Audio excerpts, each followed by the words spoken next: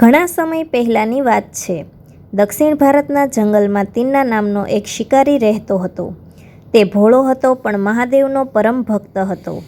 એક દિવસ શિકાર કરતાં કરતાં તે પહાડ પર આવેલા એક જૂના શિવલિંગ પાસે પહોંચ્યો. તિન્નાને શિવલિંગ જોઈને ખૂબ દયા આવી કે મહાદેવ અહીં જંગલમાં એકલા અને ભૂખ્યા હશે. તેને પૂજાની વિધિ ખબર નહોતી, તેથી તે પોતાની રીતે સેવા કરવા લાગ્યો. તે શિવલિંગને સાફ કરવા માટે મોઢામાં નદીનું પાણી ભરી લાવતો અને શિવલિંગ પર અભિષેક કરતો. તે જંગલી ફૂલો લાવીને શિવજીને ચડાવતો. પોતે શિકાર કરેલા માંસમાંથી જે સૌથી નરમ અને સ્વાદિષ્ટ ભાગ હોય તે શિવજીને નૈવેદ્ય તરીકે ધરતો.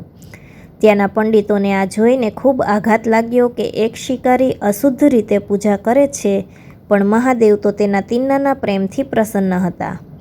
એક દિવસ મહાદેવે તિન્નાની ભક્તિની કસોટી કરવાનું નક્કી કર્યું. પંડિત અને તિન્ના બંને ત્યાં હાજર હતા ત્યારે અચાનક શિવલિંગની એક આંખમાંથી લોહી નીકળવા લાગ્યું. આ જોઈ પંડિત તો ગભરાઈને ભાગી ગયા, પણ તિન્ના રડવા લાગ્યો. તેણે જંગલી જડીબુટ્ટીઓ લગાવી પણ લોહી બંધ ન થયું. અંતે તેણે વિચાર્યું કે આંખની દવા આંખ જ છે. તેણે પોતાના બાણથી પોતાની એક આંખ કાઢીને શિવલિંગ પર લગાવી દીધી. લોહી બંધ થઈ ગયું, પરંતુ થોડી જ વારમાં શિવલિંગની બીજી આંખમાંથી પણ લોહી નીકળવા લાગ્યું. તિન્નાએ જરા પણ વિચાર્યા વગર પોતાની બીજી આંખ કાઢવાની તૈયારી કરી. પણ જો તે બીજી આંખ કાઢી નાખે તો તેને દેખાય નહીં કે બીજી આંખ ક્યાં ચોંટાડવી. તેથી તેણે પોતાના પગનો અંગૂઠો શિવલિંગ પર આંખની જગ્યાએ મૂક્યો, જેથી તેને નિશાન મળી રહે. જેવો તિન્ના બીજી આંખ કાઢવા ગયો, મહાદેવ સ્વયં પ્રગટ થયા અને તેનો હાથ પકડી લીધો. મહાદેવ બોલ્યા, થોભી જા વત્સ, તારી ભક્તિ નિસ્વાર્થ અને સર્વોપરી છે.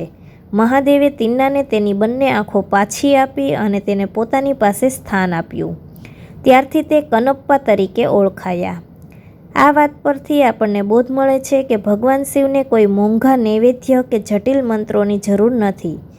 જો તમારા મનમાં સાચો પ્રેમ અને સમર્પણ હોય તો ભોળાનાથ એક લોટો જળ ચડાવવાથી પણ પ્રસન્ન થઈ જાય છે.